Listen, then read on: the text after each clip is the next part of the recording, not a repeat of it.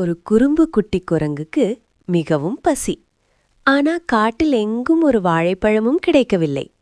அப்போது திடீரென ஒரு மரத்தில் பொன்னாக ஒளிரும் ஒரு பெரிய வாழைப்பழத்தை அது கண்டது.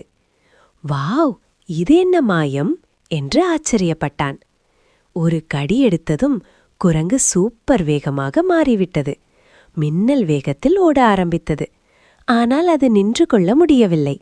மரம் முதல் மரம் வரை பாய்ந்து எங்கும் மோதி கலகலப்பை ஏற்படுத்தியது.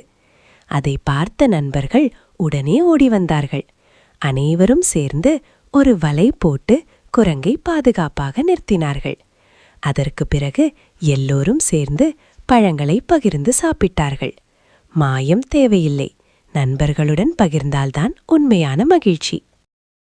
நண்பர்களே, சப்ஸ்கிரைப் பண்ணி பெல் ஐகான் கிளிக் பண்ணுங்க. இன்னும் சுவாரஸ்யமான வீடியோக்கள் வருது.